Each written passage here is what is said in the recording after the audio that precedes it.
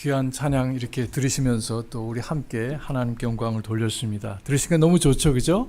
예, 우리 참 소망 되시고 또 복된 소망 주신 우리 하나님께 감사드립니다.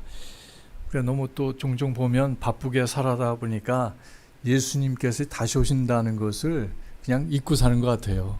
다시 이렇게 상기시켜 주시고 또 찬양 때 이렇게 헌신하시고 우리 섬겨주시는 형제자매들께 또 감사를 드립니다. 제게도 큰 복이 되었습니다. 예, 1년 만에 여러분을 뵙는 것 같습니다. 제 기록을 보니까 작년 7월 첫째 주에 이렇게 온 것 같아요. 그래서 처음 만남이었지만 이제 이번에 두 번째 우리 또 강찬재 목사님께서 또 부족한 저를 불러주셔서 여러분과 함께 예배드리고 말씀을 나누게 해주셨습니다. 그래서 참 저도 강 목사님은 안진 얼마 되지 않지만 참 신실한 분이세요. 물론 저하고 나이가 좀 차이는 있지만 그러나 참 제가 오히려 더 많이 배우고 묵직하게 신실하게 주님과 여러분 섬기는 것 자체가 참 제게 큰 복이 됩니다. 우린 종종 귀한 것을 모를 때가 있습니다. 여러분께 지금 에어컨이 돌아가죠, 그렇죠? 제가 알기로는 여러분 감사하지 않으세요? 예, 뭐 지금 어디 가든지 시원하고 화장실 가도 시원하더라고요. 한국은 고원에.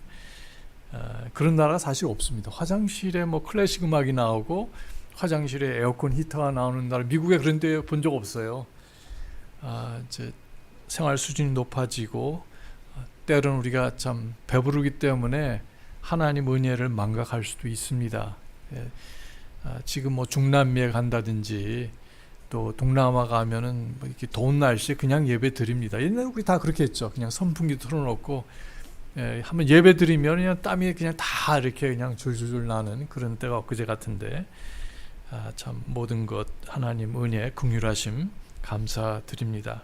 그래서 오늘 이렇게 강 목사님 계시지 않지만 기꺼이 또 불러주시고 저도 기쁨으로 내려왔습니다. 오늘 예배를 통해서 우리 영적인 교제가 있고 또 예수 그리스도께서 존귀와 영광을 받으시기를 기도드립니다. 우리 다 같이 하나님의 말씀 일어나실 수 있으면 우리 사도행전 27장에서 보시겠습니다.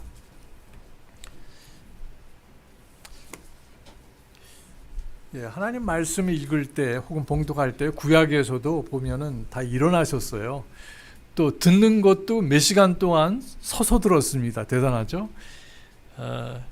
그래서 또 몸이 불편하신 분들은 못하시지만 우리 27장 21절부터 25절까지의 말씀 제가 먼저 읽고 여러분 같이 읽어주시고 번갈아 교독하시겠습니다. 제가 받들겠습니다. 21절 그러나 오랫동안 먹지 않은 뒤에 바울이 그들의 한가운데로 나아가 서서 이르되 선생들아 너희가 내 말에 귀를 기울이고 크레타에서 떠나지 아니하여 이러한 피해와 손실을 면하였어야 했느니라. 같이 이제 내가 너희를 권하노니 기운을 내라.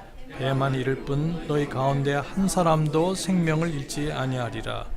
나를 소유하신 하나님 곧 내가 섬기는 하나님의 천사가 이 밤에 내 곁에 서서 이르되 바울아 두려워하지 말라.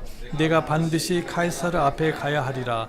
보라 하나님께서 너와 함께 항해하는 자들을 다 네게 주셨으니라 하셨으니 다 같이 읽습니다. 그러므로 선생들아 기운을 내라. 나는 하나님을 믿으니 그분께서 내게 말씀하신 그대로 일이 이루어지리라. 아멘. 다 같이 함께 기도하시겠습니다. 하나님 아버지 저희를 하나님 은혜로 불러주시고 참 저희는 단지 회개하고 예수님을 구주로 받아들였을 때 하나님의 놀라운 구원과 사랑과 영생을 선물로 주신 것을 감사드립니다. 이제 저희가 이 놀랍고 참되신 하나님을 섬기고 예수 그리스도를 높일 때에 참 저희의 한량없는 기쁨이 더하도록 도와주시고 오늘 예배를 통해서 우리 아버지께서 영광 받아 주시옵소서. 또한 출타 중이신 우리 강 목사님 강하게 붙들어 주시고 사용해 주시며 또 그곳에서도 예수 그리스도의 이름이 존귀하게 되도록 도와주시옵소서. 오늘 저희 마음속에 성령께서 역사하셔서 하나님께서 성령님을 통해서 우리에게 하시는 말씀을 들을 수 있는 귀와 마음을 주시옵소서. 예수님의 이름으로 기도했사옵나이다. 아멘. 감사합니다. 자리에 앉으시겠습니다. 예, 오늘 여기 사도행전 27장은 사도 바울께서 이제 3차 전도 여행을 끝나고 예루살렘에 방문하셨다가 거기서 이제 잡히게 되죠. 그 열심을 품은 사람들이 이제 그 사도 바울을 고발하기를 이제 더 이상 이 성전이 필요 없고 율법이 필요 없다고 가르치는 나사렛 예수 이단을 선포하는 이제 바울을 고발해서 이제 체포가 되었습니다. 근데 이제 사도 바울은 사실 언젠가는 로마를 방문하기를 원하셨어요. 여러분 잘 아시죠? 근데 그 방법이 전혀 예상치 않은 방법으로 되었습니다. 그러니까 말씀을 선포하러 가긴 가야 되는데 자유인의 몸이 아니라 여기 보니까 이제 포로가 되고 죄수의 몸이 돼서 이제 배를 타고 로마로 가게 됐습니다. 영광스러운 일은 아닌 것 같아요. 좀 민망하잖아요. 저 유명한 사도 바울께서 죄수의 몸으로 로마 교회를 방문한다면 생각을 해보세요. 그러나 바울께서는 여전히 하나님을 신뢰하시고 기꺼이 이 길을 선택하고 지금 이동 중에 있습니다. 그리고 여기에 크레타라는 섬에 이제 도착을 해서 이제 배를 갈아타게 됐습니다. 성경의 그 27장에 보시면은 우리 6절에 보시면 알렉산드리아에서 온 배를 만나서 이제 가는 거예요. 저도 이번에 그 KTX를 타고 오는데 이 행선지 목적지가 두 곳입니다. 하나는 포항으로 가고 하나는 이제 이쪽 창원 진주로 가는 거예요. 같이 결합돼서 오다가 이제 대구에서 저쪽으로 가고 저는 이제 이 창원 쪽을 향해서 종착지는 진주를 향해서 가게 됐는데 여기도 보면 사도 바울이 같은 배를 타는 것이 아니라 이제 크레타, 지중해 그 가운데 있는 섬이죠. 거기에 도착해서는 결국 이제 이집트에서 알렉산드리아에서 오는 배를 갈아타서 로마로 계속해서 가게 됐어요. 자, 그런데 이제 문제가 생기게 됐습니다.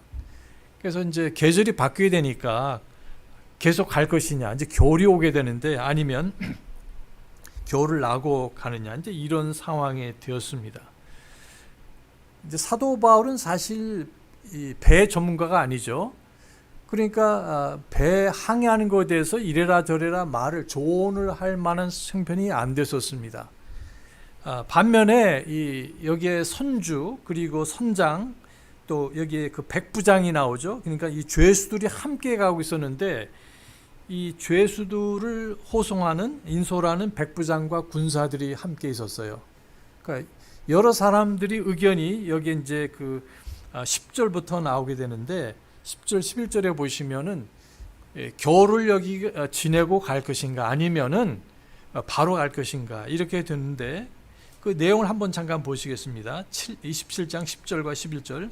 그들에게 이르되 선생들아 내가 보니 이번 항해에서는 짐과 배뿐만 아니라 우리 생명도 해를 입게 되고 많은 손실이 있으리라. 누가 그렇게 얘기했습니까? 바울이 그렇게 얘기했어요. 내가 보니까 이게 갈 데가 아니다. 만약에 그래도 가게 되면은 많은 인명피해라든지 손실이 있게 될 것이다. 가지 않는 게 좋겠다. 이렇게 조언을 했습니다. 감히. 그러니까 이분은 뭐 항해술에 능한 그런 항해사도 아니고 선장도 아니고 뱃사람이 아닌데도 이런 얘기를 할 때 별로 달가운 얘기가 아니었습니다. 11절 보시면 그럼에도 불구하고 백부장은 배 선장과 선주의 말을 바울이 말한 그것들보다 더 믿더라. 당연한 거 아닙니까? 그렇잖아요. 이 사람들은 평생 뱃사람들이었어요. 여러 가지 뭐 그 항해 중에 그러니까 뭐 폭풍도 만나게 되고 위험도 만나게 됐지만 지금까지 생존해 왔고 자신들의 경험에 의하면 모든 상황에 볼 때 그거 말도 안 된다. 지금 가야 된다. 이렇게 해서 뭐 바울이 말한 어떤 근거가 있을 수 있겠지만 그러나 당연하니 보니까 경험을 통해서 볼 때 여기 보니까 백부장은 이제 어떤 결정권자죠. 지금 그러니까 군인이기 때문에 이래라 저래라 명령할 수가 있었어요. 그래서 배 선장과 선주의 말은 아닙니다. 가는 게 좋겠습니다. 그러니까 백부장 오케이. 그럼 가자 이렇게 되었어요. 뿐만 아니라 13절 보시면은 남풍이 순하게 불매 이렇게 말씀하십니다. 그러니까 이거 맞아. 그렇게 결정한 것은 맞는 얘기야. 봐라 이 바람도 아주 순하게 부니까 이대로만 가면 우리는 예정대로 로마까지 갈 수 있다고 이제 확신을 하게 됩니다. 사랑하는 여러분, 저와 여러분의 삶 속에 여러 경우를 만나게 돼요. 중요한 결정을 하게 될 때 여러분은 어떻게 결정하시겠어요? 당연히 이 문제에 대해서 가장 전문가요, 경험 있는 이런 사람들의 말을 귀담아 들을 수밖에 없습니다. 뭐 당연한 얘기예요. 자, 그런데 하나님은 저와 여러분의 생각이나 논리나 경험과 상관없이 하나님은 자신의 계획을 가지고 계십니다. 그렇죠? 여러분 믿으십니까? 가지고 계실 뿐 아니라 가장 선하고 가장 좋은 계획을 가지고 계세요.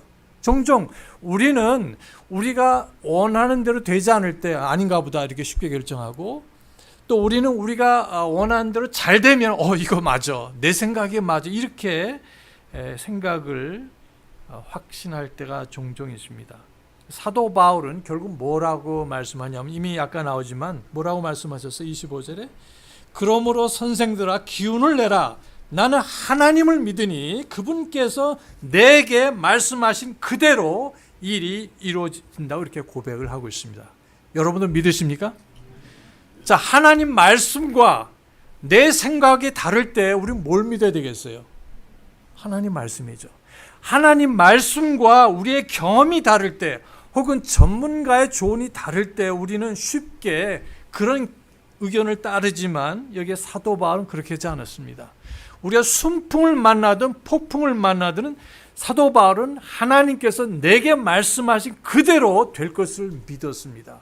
그리고 분명한 것은 뭐냐면은 하나님께서 말씀하시기를 너는 시저 카이사를 만나기 전까지는 절대 죽지 않는다, 이 말씀이에요. 그러니까 폭풍을 만나든 어떤 일을 만나든 간에 죽겠어요, 안 죽겠어요? 안 죽는다는 거예요. 자, 다윗도 사실 그런 생각을, 믿음을 가졌습니다. 하나님께서 내가 너로 하여금 왕이 되겠다 하고 분명히 사무엘을 통해서 기름을 부어주셨습니다. 그렇다면 사울이 수없이 또 많은 원수들이 그를 죽이고자 했지만 그는 살까요, 죽을까요? 왕이 되기 전까지는 절대로 죽지 않습니다. 맞습니까, 여러분? 예, 그것을 믿는 겁니다. 왕이 된 다음에는 죽을 수 있어요. 그러나 여기에 다윗이라는 그 청소년이, 그러니까 뭐 티네이저 정도 되겠죠. 그가 이제 이 기름 부음을 받은 것이 진정으로 왕이 될 때까지는 두 번째 기름 부음을 받았어요. 그때는 유다 지파와 시몬 지파의 왕만 되었습니다. 그러나 하나님께서 약속하신 건 이스라엘 전체의 왕이 되기까지는 죽지 않는다는 겁니다. 아무리 원수가 그를 이 방법 저 방법으로 죽이고자 할지라도, 그 장인 되시는 그분이 사울 왕이 죽이고자 13번이나 시도를 했지만 살아났어요. 그가 똑똑하기 때문에, 전사기 때문에 그런 것이 아니라 하나님의 말씀은 진리이기 때문에 그렇습니다. 반드시 말씀대로 성취될 수밖에 없었습니다. 마침내 그가 12지파의 왕이 된 것은 30세였다고 성경은 말씀하고 있습니다. 어쨌든 간에 여기 보시면은 사도 바울은 내게 말씀하신 그대로 될 것이다 하는 확신과 믿음이 있었기 때문에 여기에 실망하지 않고 두려워하지 않고 앞으로 전진한 것을 보게 됩니다. 그래서 오늘 저는 이 말씀대로 된다는 것이, 하나님 말씀대로 된다는 것이 무슨 뜻인지 함께 나누기를 원합니다. 첫째로, 모든 일이 저와 개인적인 일이든 가정일이든 그것이 무엇이든 국가적인 일이든 하나님 말씀대로 모든 일이 이루어질 것입니다. 이건 너무 중요한 거예요. 물론 우리는 예수 그리스도의 그 놀라우신 죽으심과 부활, 그분의 흘리신 보혈을 통해서 예수를 믿고 구원을 받았어요. 하나님께서 그렇게 하는 자에게 율법이나 행위나 어떤 다른 것이 아니라 그 예수 그리스도의 놀라운 이름으로 믿음을 가지고 회개했을 때 주님께서 용서해 주시고 구원을 주셨습니다. 만일 네가 내 입으로 주 예수를 신하며, 이렇게 말씀하셨어요. 그리하면 네가 구원을 받는다. 여러분 구원 받으셨습니까? 그래서 구원 받았어요. 근데 가만히 보면은 내 방법대로 내 생각대로 된 것이 아니라 누구의 말씀대로? 하나님 말씀대로. 로마서 10장 9절과 13절 말씀대로. 저와 여러분이 구원받은 것은 말씀으로 구원받고 거듭나게 된 것입니다. 근데 구원받은 후에도 여전히 뭡니까? 우리는 무엇으로 살아야 되겠어요? 사람이 빵으로만 살 것이 아니라 하나님 입에서 나오는 모든 말씀으로 산다고 하지 않으셨습니까? 또 믿음으로 산다고 말씀하셨어요. 그렇다면 우리는 이제는 더 이상 내 생각대로 사는 것이 아니라 내 경험대로 사는 것이 아니라 누구의 말이 아니라 하나님의 말씀에 귀를 기울이고 그 말씀을 따라 살아야 되는 겁니다. 많은 사람들이 실패하는 그 첫째 방법 중에 하나는 논리입니다. 논리. 앞뒤가 정연하게 논리적이고 합당한 거죠. 논리. 예를 들면은 여기 열왕기하 5장에 보시면 나아만이라는 사람이 있었어요. 그 사람은 문둥병자였었죠. 그래서 그 문둥병을 고침을 받기 원했으면 너무나 당연하죠. 그는 전쟁의 영웅이었고 왕도 그를 매우 존귀하게 생각하는 사람이라고 말씀하셨는데, 그러나 고칠 방법이 없었어요. 성경에 하면 자기 집에 있는 그 여종이 이스라엘에서 포로로 잡혀왔는데 뭐라고 했습니까? 이스라엘에 있는 대언자를 만나셨으면, 하나님의 사람을 만나셨으면 좋겠다. 그 말이 부인에게 들어갔고 그 말이 마침내 왕에게까지 들어가게 됐습니다. 그래서 왕께서 친필로 외교 문서를 써가지고 이스라엘 왕에게 뭐라고 했습니까? 이 사람의 병을 고쳐주십시오. 정중하게 이렇게 보냈습니다. 그리고 나만 자신도 믿자 본전이니까 그런 하나님의 사람이 있다면 꼭 만나보고 싶다. 누구라도 내 병만 고칠 수 있다면. 그래서 그 친서를 가지고 자기가 준비한 많은 예물, 감사를 표해야 되니까 그 수백만 불에 해당하는 그 선물을 함께 싣고 종들과 함께 여러 마리의 나귀에 싣고 이스라엘을 방문하게 됩니다. 그때 이스라엘 왕은 어떻게 생각했어요? 아, 이게 시리아 왕이 나에게 전쟁 시비를 걸려고 지금 말도 안 되는 것을 요청하고 있다고 생각했습니다. 자, 이건 우리가 잘 아는 얘기입니다. 결국 어떻게 됐습니까? 만나게 되죠. 근데 어떻게 됐어요? 자기가 볼 때 이 하나님의 사람이 나와서, 엘리사가 나와서 반갑게 맞아주고, 그리고 이제 자기의 뭐 머리에 손을 얹고 혹은 어디에 뭐 손을 대고 뭐 기도를 하고 뭐 이런 절차를 통해서 낫게 해줄 거라고 기대를 했습니다. 그래서 성경에 보시면 뭐라고 되어 있습니까? 내 생각에는, 이렇게 말씀하고 계세요. 내 생각에는. 여러분이라면 어떻게 하시겠어요? 내가 이렇게 병이 낫기를 소원하고 많은 예물을 가져와서 내가 낫기만 하면 치료비 명목이든지 선물로 이것을 예물로 드리기 원했는데, 나는 지금 그 당시 최고 강국인 시리아의 최고 지위에 있는 장군이었습니다. 그렇다면 자기가 나와서 적어도 환영하는 인사 정도는 해야 되는 거 아닙니까? 이것이 그의 생각이었어요. 그러나 나와보지도 않고 뭐라고 얘기해요? 가서 요단강가에 가서 7번 씻으라, 이렇게 말씀해요. 이건 황당한 처방입니다. 여러분이 의사시라면 그렇게 처방하시겠어요? 또 환자라면 그 말 듣고 가시겠습니까? 그래서 이 사람은 내 생각에는 그 말도 되지 않는다. 뭐 이렇게 만지고 뭐 손을 얹고 기도를 한다든지 뭐 아주 거룩한 물을, 성수를, 뭐 성유를 이렇게 부어서 한다든지, 내 생각에는 이렇게 표현을 했습니다. 여러분, 이 구약의 사사기에 보시면은 흔히 말하길 사사기는 영적인 암흑기라고 말합니다. 그렇기 때문에 성경에 보시면, 사사기에 보시면 3번 이상이나 사람들이 자기 소견대로 행하였더니 말씀이 나와요. 반복해서. 너도 나도 하나님의 말씀을 완전히 잊어버리고 내 생각에는 이것이 옳아. 아니야. 내 생각엔 이것이, 누가 그렇게 얘기를 했어. 아니야. 그 전문가가 거기에 학위를 가지고 있고 수십 년 동안 경험 있는 사람이 이렇게 말했어. 자, 이렇게 각자 자기 생각에 맞는 대로 살았기 때문에 그런 혼란과 무질서와 패배와 노예가 되는 그런 삶을 살 수밖에 없습니다. 여러분, 논리에 조심하시기 바랍니다. 저는 논리가 무조건 잘못됐다는 건 아닙니다. 하나님의 말씀에 입각한 논리는 매우 중요합니다. 그렇죠? 내 생각이 하나님 말씀에 맞으면은 그것은 맞는 얘기예요. 그러나 내 생각이 내 생각으로 끝난다면 그건 매우 위험한 생각이 될 수가 있고, 그것이 독이 되고 나의 삶 속에 패배와 또 불행을 가져올 수 있기 때문에 그렇습니다. 제 동창 중에 이제 뭐 목회자들도 있고 그래요. 근데 이제 글을 올립니다. 뭐 카톡방에. 근데 지난주에 이런 글도 올렸어요. 좋은 글인데 거기서 이런 말이 나옵니다. 예수님께서는 소위 제한적으로 죽으셨다.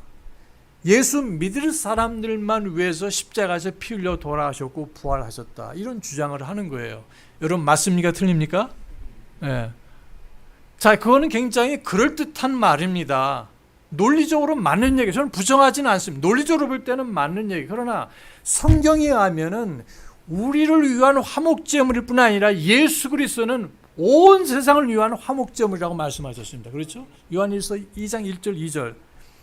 어떤 신학자의 말과 하나님의 말씀과 다를 때는 저는 당연히 하나님의 말씀을 믿습니다. 여러분도 그러십니까? 그렇잖아요. 왜 그렇게 됐는가? 그걸 추적해 보면은 그럴듯해요. 자, 그들이 말하는 건 첫째, 모든 사람은 죄인이고 또 하나님 앞에 의롭게 될 수 있는 인정받을 만한 선과 이런 것이 전혀 없다. 아주 타락한 죄인이고 만물보다 부패한 것은 인간의 마음이라고 여기에 예레미야서 17장 9절에 말씀하셨습니다. 맞습니까? 그렇잖아요. 맞는 말씀이에요. 그 모든 사람이 죄를 보고 말씀에 하나님의 영광에 이르지 못했다. 이렇게 말씀하셨어요. 다 맞는 말씀입니다. 하나님 말씀이기 때문에. 그런데 그 다음에 문제입니다. 그럼 하나님께서 인정해 주실 만, 우리를 구원해 주실 만한 어떤 의나 율법의 행위가 있을까요? 없을까요? 없다고 말씀을 하셨어요. 근데 그 다음이 문제입니다. 근데 그것까지는 많은데 복음을 들었을 때 믿을 수 있는 능력이 있을까요? 없을까요? 복음을 들었을 때 예수님께서 내 죄 때문에 피 흘려 돌아가셨고 부활하셨는데 누구든지 이것을 믿으면은 구원받는다고 말씀하셨죠. 여러분들 믿으십니까?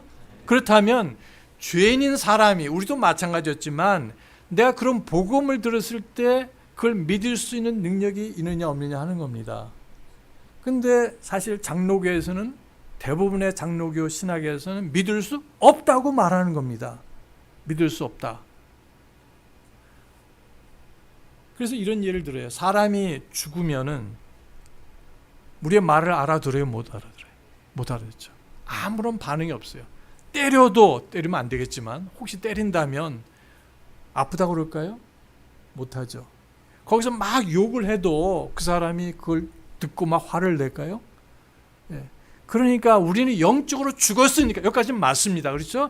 죄와 허물로 범법으로 죽은 뇌를 살리셨도다 이렇게 말씀하셨기 때문에 사실 그 말 자체는 맞는 겁니다. 죽은 사람은 아무런 반응을 할 수 없다. 그 말은 맞지만 그것을 구원의 교리에 적용하면 안 된다는 겁니다. 사람의 논리로는 그것은 맞지만, 그래서 그 사람은 뭐라고 말합니까? 먼저 거듭나야지 믿을 수 있다고 주장을 합니다. 맞아요, 틀려요? 네가 거듭나지 않으면 하나님께서 새 생명을 주셔야지만 이 사람이 살아나서 이제 복음을 듣고 이해해서 믿고 회개해서 구원을 받는다는 주장이죠. 맞습니까? 틀립니까? 여러분 어떻게 구원 받으셨어요? 그러니까 먼저 거듭나야지 회개하고 믿어서 구원을 받는다는 주장입니다. 자, 이런 황당한 주장을 하는 것이 장로교 신학입니다.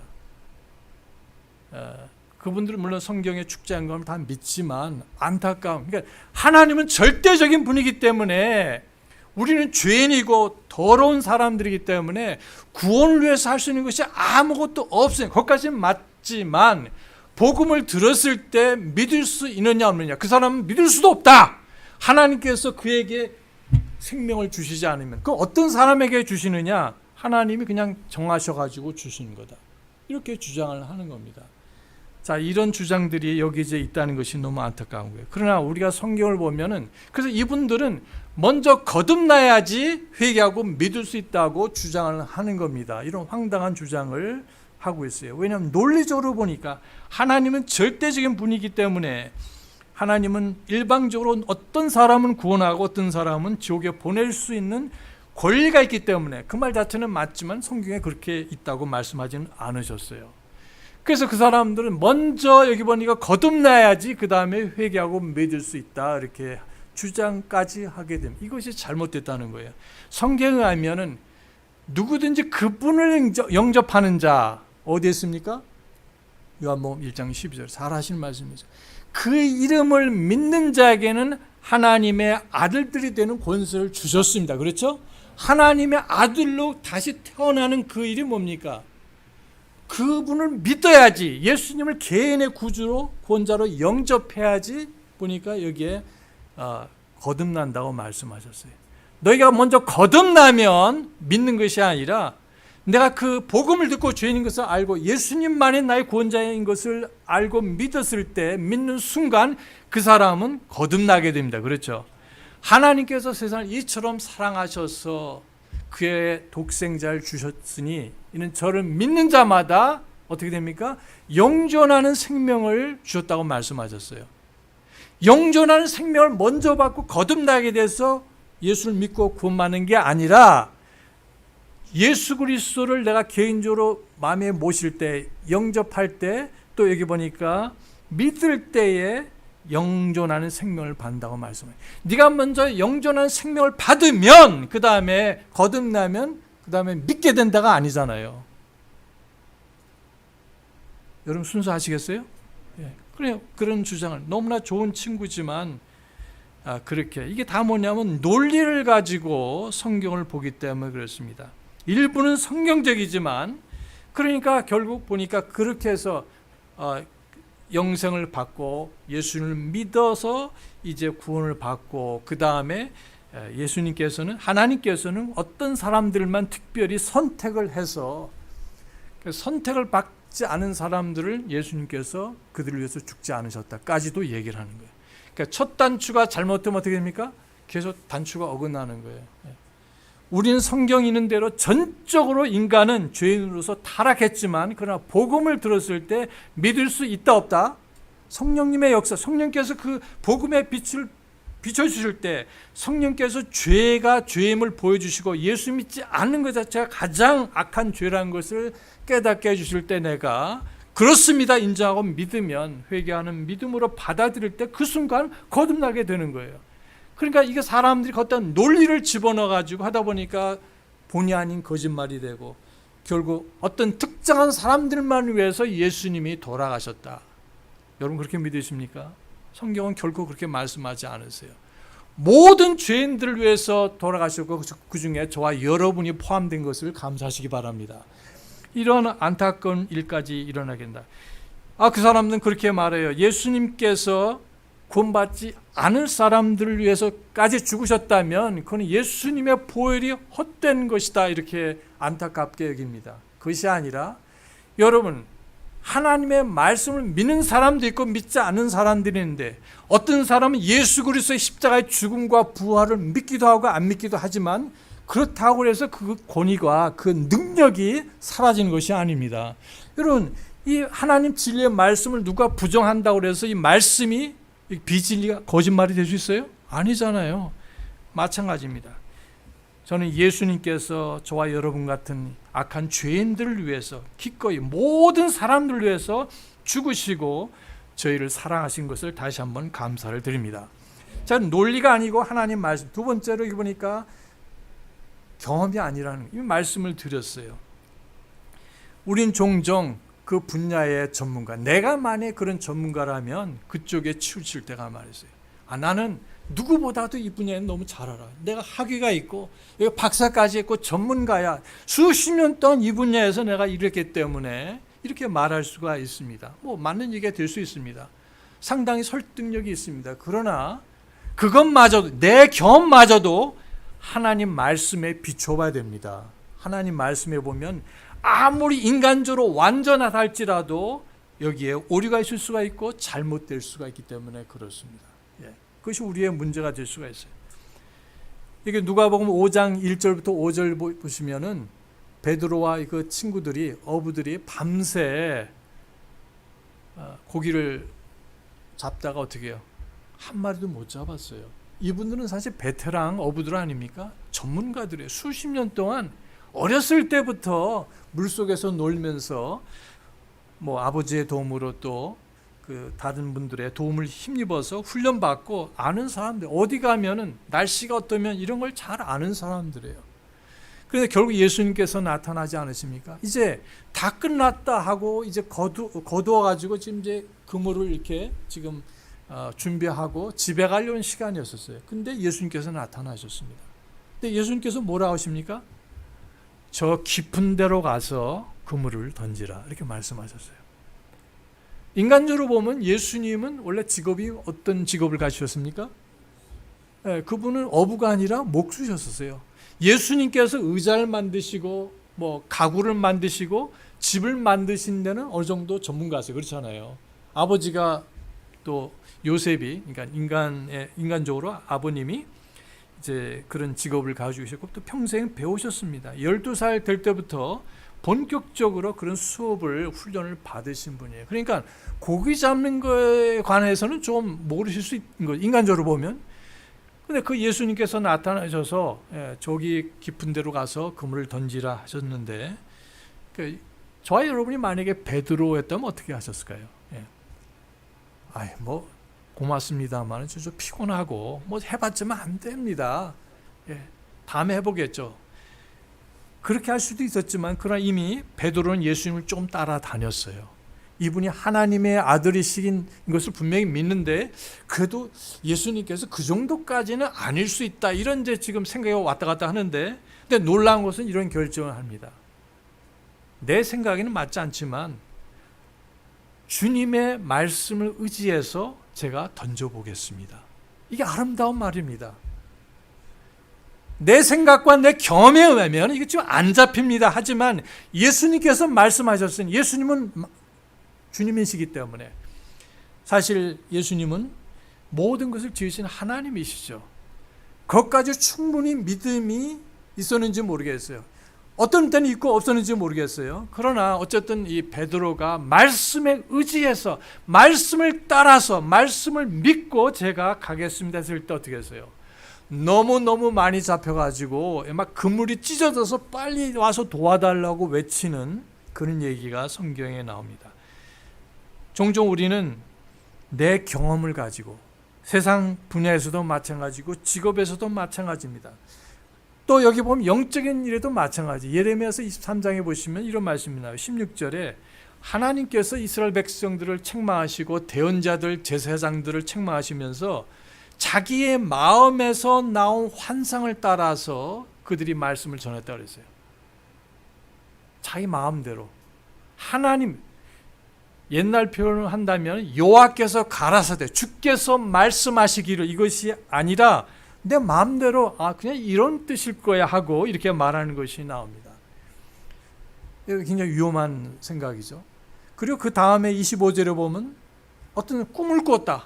꿈에 보니까 흰 도포를 입으신 분이 머리를 이렇게 길게 하셔가지고 물이 시퍼런데 막 그 위를 이렇게 걸으시면서 나한테 와서 말씀하시길 하면서, 제가 뉴저지 목회할 때 우리 모친이 한번 그렇게 예수님을 봤다는 거예요.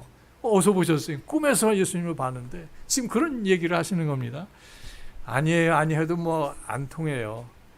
예수님을 사랑하시는 분인데도 하여간 내가 봤다는데, 내가 경험했다는데, 어쨌든 여기 보니까 환상을 보고 꿈을 보고, 또 여기 31절에 보면 하나님께서 내 혀를 통해서 말씀하신다. 이게 현대말로 하면 방언입니다. 방언. 환상을 보여주시고, 여기 보니까 꿈에서 뭐 어느 동네 가서 집을 사고 땅을 사면 잘 된다 하더라. 그러니까 사니까 진짜 잘 된 사람도 있어요. 그러니까 더 믿게 되죠. 이것이 방언이다. 사실 저는 물론 방언을 믿지 않아요. 성경적인 방언을 믿지만, 근데 어느 때부터인가 보니까 막 이렇게 뭐 새벽이라도 아침에 일어날 때 뭐 이렇게 기지개를 펴면서 이렇게 말을 하니까 방언이 나오더라고요. 이 방언이, 그러니까 이건 아무 의미 없는 말입니다. 저보고 하라고도 할 수가 있어요. 그 아무 쓸데없는 말입니다. 횡설수설. 이건 아니지만 그냥 자기가 원하는 대로 하면 나올 수 있는 것이, 그건 아무것도 아니다. 꿈도 아무것도 아니다. 사람이 꿈에서 깨면 꿈을 무시함같이 이렇게 시편에서 말씀하고 있습니다. 논리를 주장하고 경험을 주장, 어떤 사람은 전통을 주장해요. 우리 종교에서는 우리 교파에서는 이런 것을 믿습니다. 이렇게 주장을 합니다. 어떤 분이 이런 걸 주장을 했어요. 여러분 아시는지 모르겠지만 미국의 그 킹제임스를 하는 유명한 분이 계세요. 닥터 웨이트라는 분이 계시는데 혹시 아십니까? 닥터 웨이트, D.A. 웨이트라는 분이 계시고 거기에 Bible for Today라는 침례교회를 목회를 하고 계세요. 지금 연세가 아마 90이 넘으셨을 것 같은데 이분 교회에서 이제 우리 정동수 목사님이 안수를 받으셨습니다.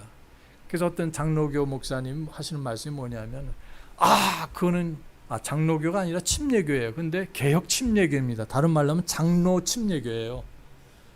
이게 완전 개혁주의 장로교 신학을 가지신 침례교회 목사님이신데 한국 목사님이 그 바이블 포 투데이 침례교회는 침례교회도 아니다 이렇게 얘기를 하는.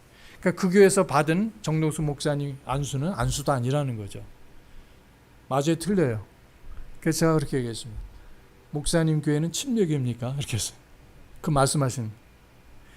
자, 이런 그 자기가 믿는 교리하고 맞지 않으면은 교회가 아니라고 주장하는 이런 황당한 목사님도 계십니다.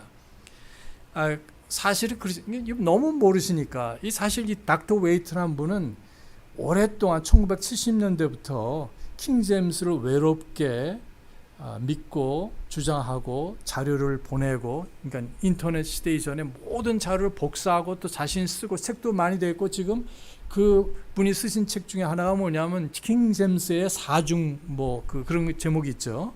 위대성 이렇게 해서 여러분 아마 그 킵바이블에 가면 그것도 무료로 다운로드 받을 수가 있는데요. 그걸 쓰신 분이고 공부도 많이 하신 분이에요. 그러니까 그 어떤 그 개혁 침례교 목사님이 지금 웨이트 목사님에 대해서 아무것도 모르시면서 하는 말씀인데 교회 같지도 않은 교회라는 얘기죠.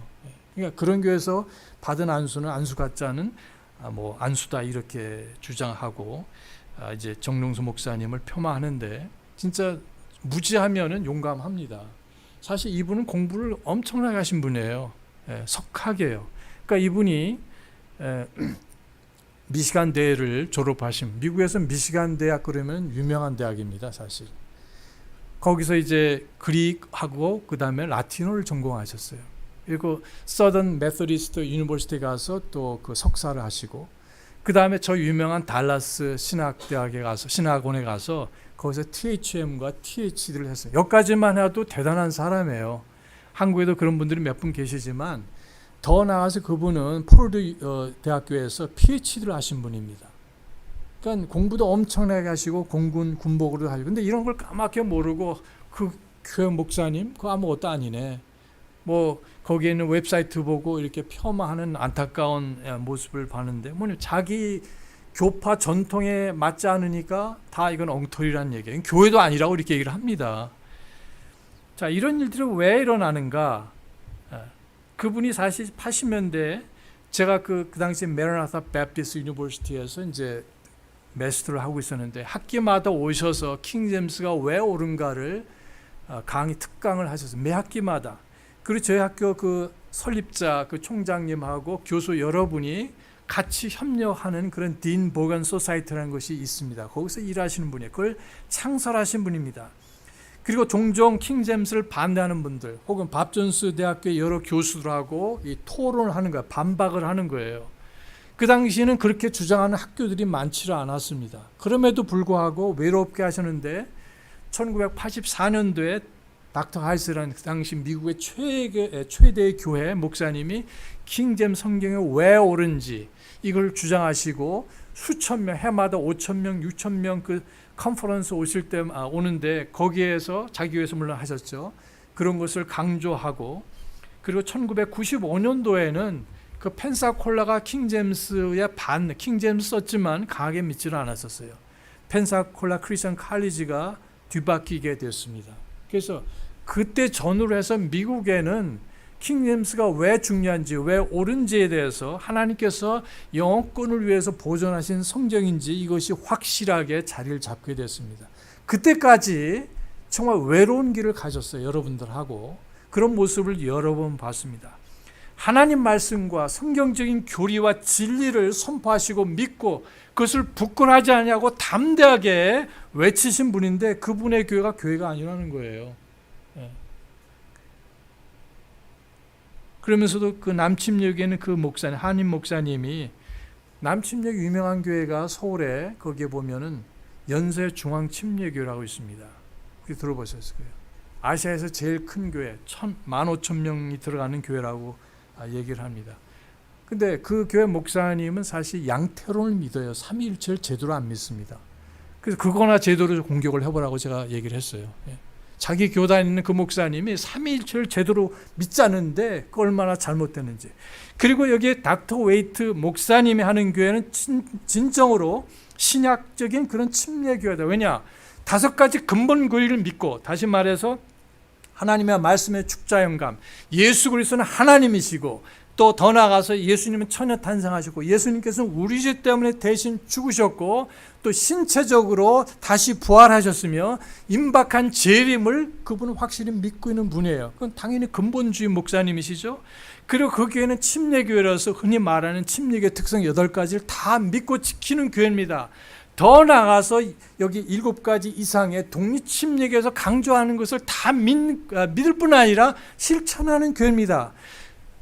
그러니까 그 교회가 그 여기 바이블 포 투데이라는 그 침례교회가 교회가 아니면 여러분의 교회도 예수님 교회가 아니라는 얘기예요. 여러분 제가 말씀드린 교리 다 믿으십니까? 여러분 교회가 아니라는 거예요. 왜냐하면 자기가 생각하는 교회가 아니기 때문에 교회가 아니라는 겁니다. 침례교회도 아니라는 거예요. 저희 랭캐스터 침례교회도 그거는 사이비 교회라는 얘기죠. 자, 이게 왜 그러는가? 하나님의 말씀을 버리고 그들의 자신이 속한 어떤 그런 교파나 어떤 종파가 있기 때문에, 그것을 더 따르기 때문에, 전통을 따르기 때문에 하나님의 말씀을 제껴놓는 겁니다. 하나님의 말씀을 믿지 않기 때문에 이런 불행한 일들이 나오는 것이죠. 우리는 어떤 사람의 논리나 사람의 경험이나 전통이 아니라 하나님의 말씀의 진리를 믿는 우리 침례교회 성도들입니다. 맞습니까, 여러분? 예, 그래서 이게 사도 바울은 처음부터 끝까지 나는 하나님께서 내게 말씀하신 걸 믿고 또 그 말씀대로 될 것을 여기에 믿는다고 고백을 하고 있습니다. 세상이 너무 악해요. 종말이 점점 다가오고 있습니다. 그러나 분명히 믿는 것은 내 개인 삶이든 여러분의 교회든 제 교회든 혹은 이 세상 모든 것이 하나님 말씀대로 될 것을 우리는 믿습니다. 여러분, 종종 이런 질문을 받게 돼요. 자, 여기에 종말이 어떻게 될 것인가? 계시록이 어떻게 성취될 것인가? 그래서 저와 여러분이 믿는 소위 말하는 세대주의라는 것을 많은 사람들이 비웃습니다. 저는 그렇게 말씀드려요. 제가 믿는 세대주의, 물론 세대주의도 저도 100%는 믿지 않습니다만 한 97% 정도 세대주의에서 말하는 교회로는 잘못된 데가 많이 있어요. 그러나 그런 걸 제외하고는 세대주의가 많은데, 세대주의가 아주 사이비 신학이라고 얘기를 합니다. 그러면 저도 오케이, 좋습니다. 그럼 제가 질문이 있습니다. 그 질문이 뭐냐면은 예수님의 초림에 대해서 구약 성경이 어떻게 이루어졌습니까? 질문을 드려요. 잘 들어보세요. 예수님이 어디서 탄생할 것을 성경은 말씀하고 있습니까? 네? 베들레헴. 베들레헴은 2군데가 있어요. 갈릴리 지역에 하나가 있고 유다 땅에 있어요. 미가서 5장 2절에 보면 어디에 있습니까? 유대 땅에 있는 베들레헴이라고 말씀하죠. 정확하죠? 예수님께서 탄생할 것을 여기에 계산을 해보면 다니엘서 9장 24절부터 27절까지 나옵니다. 사실 정확한 것은 예수님께서 여기에 돌아가시기 위해서 예루살렘에 입성하는 그 종료주일이 거기에 예언이 성취가 됩니다. 너무 정확하게 그것이 성취되기 때문에 하루도 틀리지 않고 여기에 다니엘서 9장에 나오는 그것이 문자적으로 성취가 됐어요. 그렇잖아요. 정확하게, 너무 정확하게. 예수님은 저와 여러분과 같이 부모를 통해서 탄생하지 아니하고 누구를 통해서 탄생하신다고 말씀하셨습니까? 처녀의 몸을 통해서. 하나님께서는 남자와 여자 없이 그냥 아담을 만드셨어요. 그렇죠? 하나님께서는 이브를 만드실 때 여자 없이 그냥 남자 하나 가지고 만드셨어요. 하나님 그러실 수 있습니까? 그렇지 않아요. 하나님께서는 자신의 아들이 이 땅에 태어나게 하셨을 때 남자 없이 태어나게 하셨습니다. 그렇지 않아요? 이상한 거 있습니까? 처녀 탄생할 것을 이사야서 7장 14절에서 말씀하셨는데 문자적으로 성취가 됐습니까? 안 됐습니까? 됐잖아요. 자, 예수님께서 소경을 눈뜨게 하셨습니다. 물론 예수님께서는 자신이 사람들 자체가 영적으로 소경이었기 때문에 그들의 영적인 소경된 것을 뜨게 해주셨습니다만 동시에 여기 이사야서 35장에 보시면 소경이 눈을 뜰 것이요. 어떤 사람이 말해, 그 목사님 좀 무식한 말씀하지 마세요 그러더라고요. 시각장애자가 이렇게 말해야 되죠. 이해해 주시기 바랍니다. 그냥 소경이라 옛날에는 좀 그렇게 표현했잖아요. 어쨌든 여기 보니까 소경이 눈 뜨게 된다고 그러는데 소경이 눈을 떴어요, 안 떴어요? 떴잖아요. 여기에 마비된 자가, 저는 자가 여기에 걷게 된다고 분명히 이사야서 35장 메시아가 오시게 되면 그렇게 될 것을 예언하셨는데 문자적으로 됐습니까? 안 됐습니까? 그렇게 됐어요. 이사야서 61장 1절 이하에 보시면 가난한 자에게 복음을 뜨게 하시며 또 눈을 뜨게 하시며 4가지 5가지 그런 예언들이 정확하게 성취가 된 것을 보게 됩니다. 예수님께서 몇 가지만 말씀드리면 예루살렘에 입성하실 때 스가랴서 9장 9절에 보시면 여기에 뭐라고 말씀하십니까? 너에게 임하는 왕이 있도다 하시면서 호산나 하시면서 그 왕은 겸손하셔서 무엇을 타고 들어가신다고 하셨습니까? 나귀 새끼를 타고 들어간다고 하셨어요. 달구지를 타고 들어가신 것이 아니라 말을 타고 들어가는 것이 아니라 근데 문자적으로 이루어졌습니까? 안 이루어졌습니까? 못 타고 들어가셨어요.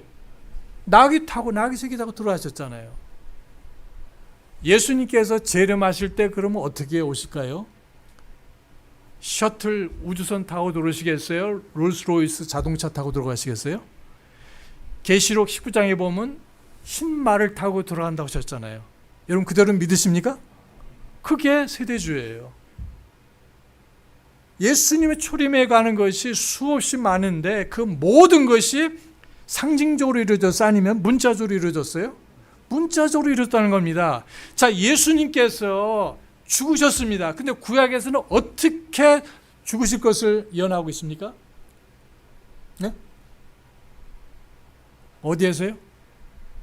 진짜 십자가에서 죽으실 거라고 예언되셨나요? 자, 예수님은 여러 번 죽으실 뻔 하셨는데 예를 들면 큰 절벽에서 추락사하실 뻔했어요. 근데 예수님께서 피해 가셨죠. 물론 예수님께서 피하시는 건 문제가 되지 않지만 만약에 거기서 떨어 죽으셨으면 그분은 우리의 메시아가 구원자가 되실 수 있어요, 없어요? 안 되죠. 그렇게 죽으면 참 슬픈 죽음입니다. 또 어떤 경우는 예수님이 자신이 하나님이라고 하셨고 하나님의 아들이라고 말씀하셨는데 그때 사람들이 돌을 집어가지고 어떻게 구약에 보면 그런 죄는 목베어서 죽이는 것이 아니라 돌로 쳐서 죽이게 돼 있어요. 그렇죠? 근데 만약 그때 죽으셨으면 예수님은 저와 여러분의 구원자가 되실 수 있나요? 없어요. 왜냐하면 성경에 보면은 그 메시아는 나무에 달려 죽으실 것을 말씀하셨어요. 철로 된 십자가가 아니라 나무에 달려서 죽으셔야만 했습니다. 맞습니까, 여러분? 갈라디아서 보세요. 누구든지 나무에 달려 죽은 자마다 저주를 받은 자라고 말씀하셨어요.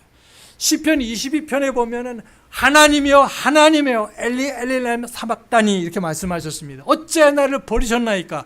그 말씀이 문자적으로 성취됐어요, 안 됐어요? 그대로 됐습니다. 그리고 거기서 상처들을 보시면은 이사야서 53장에 보면 타박상이 있고 찔림이 있습니다. 다른 죽음은 모르겠어요. 십자가의 죽음이 저는 찔림의 죽음이라고 믿습니다. 여기 스가랴서도 보면 뭐라고 되어 있습니까? 12장 10절에 보면 그들이 찌른 날을 볼 것이요. 재림도 말씀하시지만 13장 6절에 보시면은 네 손에 있는 그 상처는 무엇이냐? 네 두 손에 있는 상처는 무엇이냐? 이거 무슨 죽음입니까? 십자가 죽음이 아니면 도저히 설명할 수가 없습니다. 우리 성경 말씀은 워낙 놀라운 진리이기 때문에 우리 구원자 되신 메시아, 즉 예수님께서 어떻게 구체적으로 죽으실 것 자체도 정확하게 예언하셨고 문자적으로 성취됐습니다. 맞습니까? 너무나 놀라운 예언이에요.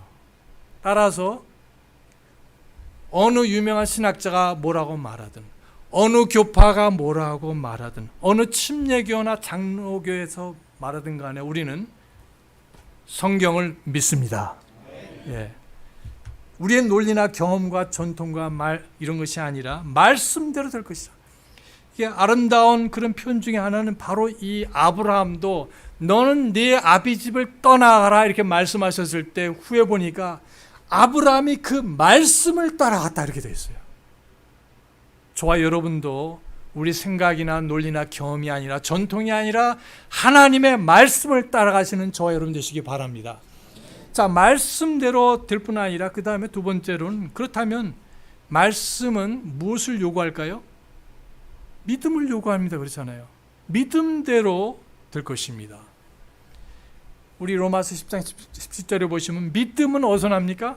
들음에서 나며 들음은 하나님의 말씀으로부터 온다 말씀하셨습니다. 그래서 내가 하나님 말씀을 들었으면, 읽었으면, 묵상했으면 내 삶 속에 이루어진 일이 하나님 말씀으로 될 것이요, 가정과 교회와 국가와 모든 미래가 말씀대로 된다고 확신하게 되는데 그것을 포착하는 것이 바로 믿음입니다. 그렇게 안 됐지만 내 경험이나 내 논리나 내 상황들을 보면 말씀대로 될 것 같지 않아요. 여기 보니까 그 바울이 얘기할 때 여기에 백부장이 보니까 그건 말도 안 돼. 이 사람 말이 맞지. 이렇게 결정할 수밖에 없을 것입니다. 그러나 믿음은 우리 생각이나 이런 모든 것을 볼 때 그렇지 않은 것처럼 보여도 말씀대로 될 거야. 이 확신을 갖는 것이죠. 이러한 믿음이 없이는 하나님을 기쁘시게 못한다고 하셨어요. 하나님의 말씀을 듣고 읽고 내가 받아들일 때 믿음을 가지고 들으시고 믿음으로 살아야겠다고 결심하시는 저와 여러분 되시기 바랍니다. 더 나아가서 그렇게 안 해도 되는 거 아닙니까? 로마서 14장 23절에 뭐라고 하셨어요? 무엇을 하든지 믿음으로 하지 않는 모든 것이 뭐라고 하십니까? 죄라고 하셨잖아요. 믿음이면 믿음이 아닌 건 뭡니까? 죄라는 거예요. 성경 말씀에 보니까. 자, 사도 바울도 고린도후서 5장 7절에 보니까 우리는 보이는 것으로 하지 아니하고 사람의 말이 아니라 경험이 아니라, 여기 보니까 보이지 않는 믿음으로 하고, 하박국 여기에 말씀해 보니까 오직 나의 의인은 무엇으로 삽니까? 내 논리나 생각이나 감정이나 경험이 아니라, 누구의 말이 아니라 믿음, 하나님의 말씀을 믿는 믿음으로 산다고 말씀하셨습니다. 믿음이 아니면은 내 생각입니다. 이 성경에 보시면 그걸 다른 말로 하면 육신이라고 말씀하셨어요. 다 같이 보세요. 육신. 자, 육신이라는 건 뭐냐면 우리 뼈, 살, 우리 몸에 이렇게 보면은 살 있잖아요. 피부가 있고 뼈가 있고 그리고 살 있잖아요. 피도 있고. 자, 성경에서 육신, 플래시라고 말할 때 그것이 진짜 우리의 육적인 부분을 말할 수도 있지만 다른 뜻으로 뭐냐면 나 자신을 말할 때가 있어요. 자아죠. 다 같이 해보세요. 자아. 내 생각, 내 뜻, 내 방법. 이 통틀어서 뭐냐면 이것이 육신이고 그리고 이것이 내 자신입니다. 다른 말로 하면 옛사람. 다 같이 해보세요. 옛사람. 내가 예수 믿기 전에 하나님 모르고 내 방법과 내 생각과 내 경험 이런 살았던 모든 것들을 육신, 그 다음에 여기 보면 자아, 그 다음에 옛사람 다 같은 말입니다. 사도 바울은 로마서 7장에서 그렇게 말씀하셨어요. 내 육신, 내 속, 내 육신 안에는 선한 것이 없다. 사람이 보기에는 그렇듯하고 선한 것처럼 보여도 하나님께서 보실 때는 악한 거라는 건 말씀하고 계신 겁니다. 악한 것이다. 사람이 보기에 그런 것이 아니라 하나님 보시기에. 그래서 육신에 있는 사람들은 하나님을 기쁘시게 할 수 없다고 말씀하셨어요. 육신의 생각은 여기에 사망이라고 말씀하시고 죄라고 말씀하셨어요. 여러분 성경에서 사도 바울이 말씀하신 육신이라는 것은 몸이 아니에요. 우리 몸은 하나님의 성전이라고 하셨죠. 그죠? 하나님, 성령님께서 계시기 때문에. 자, 따라서 이게 우리는 조심을 해야 됩니다. 그래서 결국은 내 믿음으로, 하나님 말씀을 믿음으로 살든지 아니면 내 육신, 내 자아 그리고 옛사람으로 살든지 두 가지 종류밖에 없어요. 구원받은 사람이라면. 자, 이것이 혼동돼서도 안 되겠지만, 그래서 사람들이 제 생각, 그것이 내 육신의 생각이에요.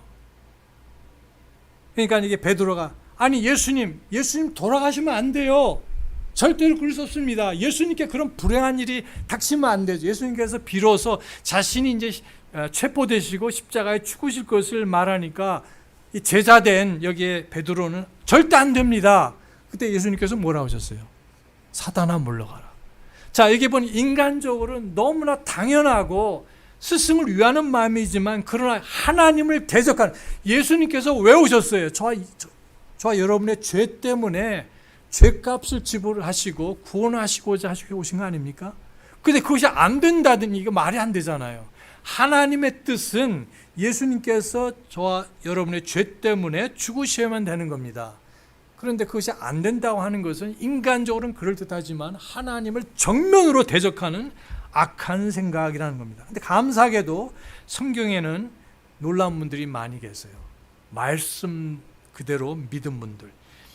그래서 여기 보니까 마태복음 8장 5절에 백부장이라는 사람이 나오잖아요. 이름은 모르지만 그 사람이 예수님 사람을 보내가지고 말하기를 예수님 오셔서 말을 안 했죠. 제 하여간 이 종의 병을 고쳐주세요. 마비병을 걸렸는데 좀 죽게 됐습니다.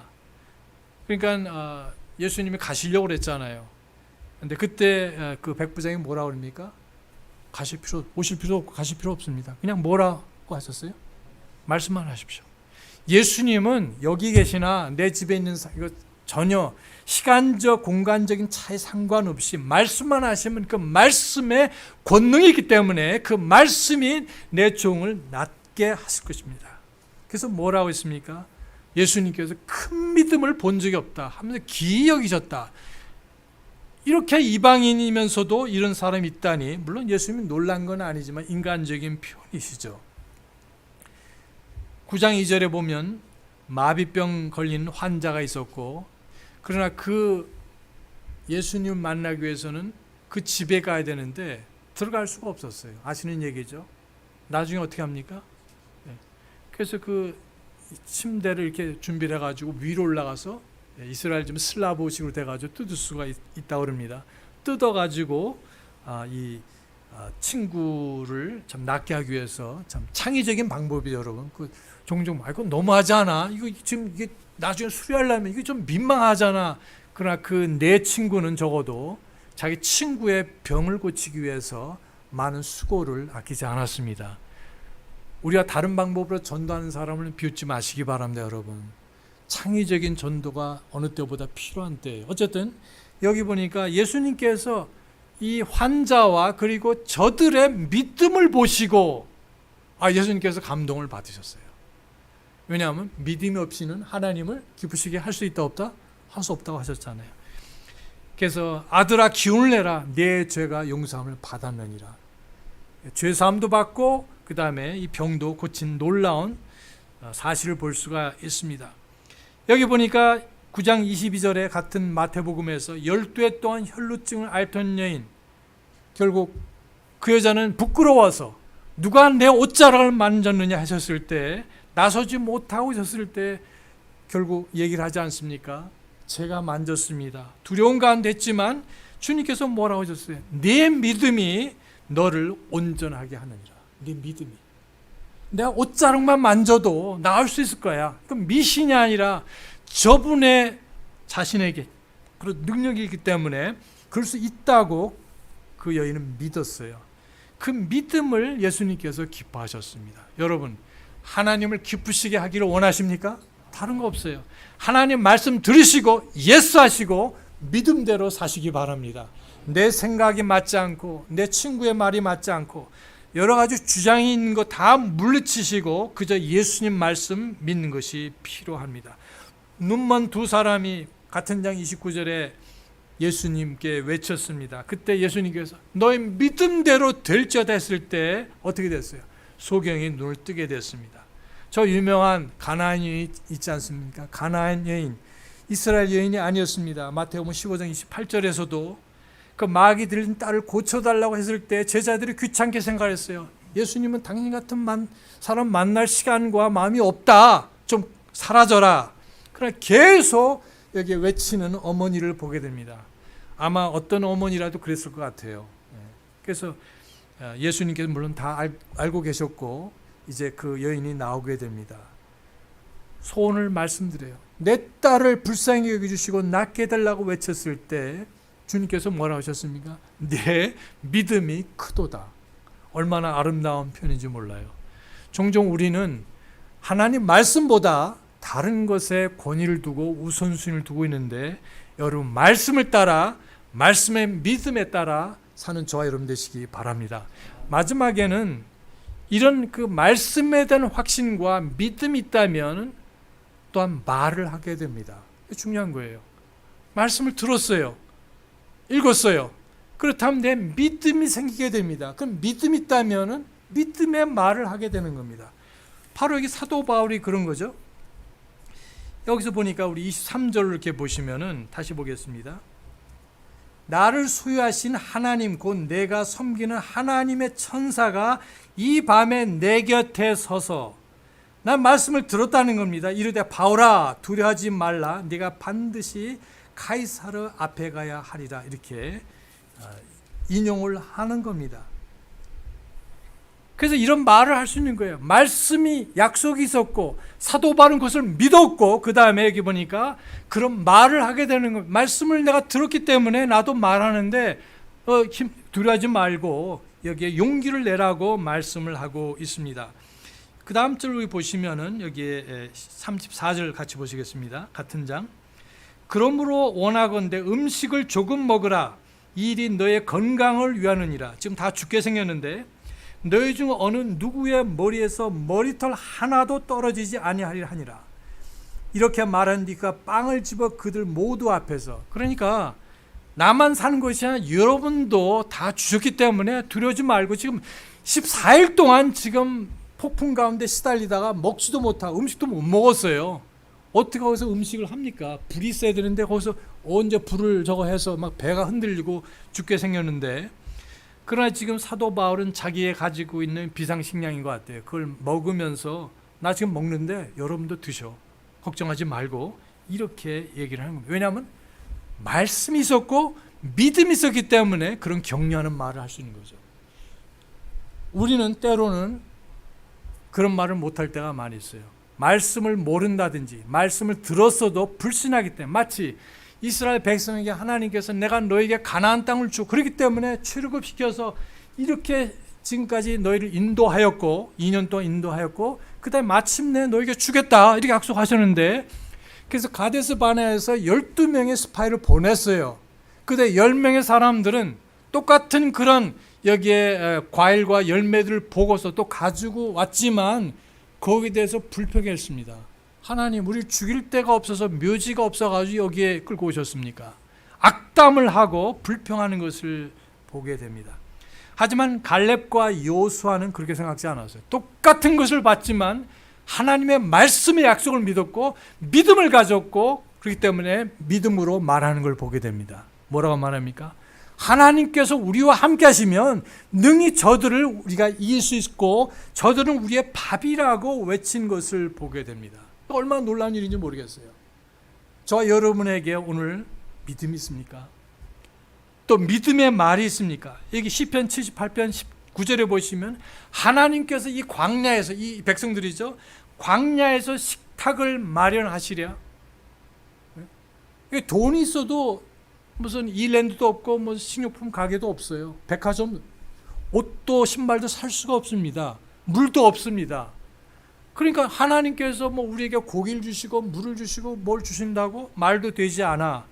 그들은 똑같은 하나님의 말씀을 들었지만 믿음을 가지고 있지 않았어요. 따라서 입에서 나오는 얘기가 그런 일밖에 없었습니다. 여기에 왕하 열왕기하 6장 25절에 보면은 참 끔찍한 일이 벌어집니다.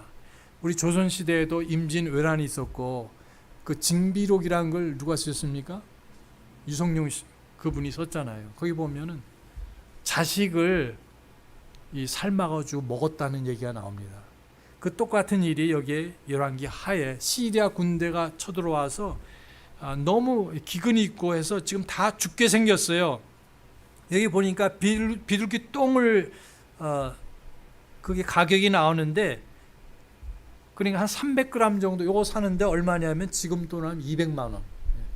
그것도 없어서 못 사는, 그 뭐 연료로 쓰는 건지 먹으려고 했는지 모르지만 그것마저도 없어서, 그럼 하나님의 약속은 뭐냐면 엘리사를 통해서 이제 내일 저녁이 되면은 고운 밀가루가 1kg에 한 1,000원 정도 되더라고요. 쿠팡에 보니까 더 좋은 것도 있겠지만 그 밀가루 1kg에 1,000원 정도 하는데, 이게 지금 단위를 보면은 1세아다 이렇게 말씀하시고 계세요.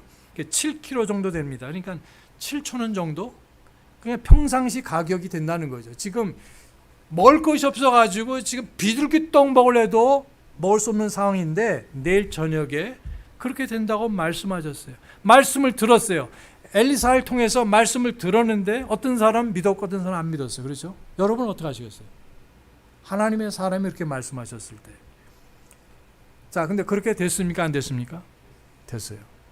그때 여기 보니까 한 사람은 뭐 다른 안 믿은 사람도 있었겠죠. 그 중에 한 사람이 왕의 신하 중에 고관 중에 한 사람인데, 아니 하늘에서 하나님께서 창문을 내서 보내주시면 몰라도 그런 일이 있을 수 있느냐.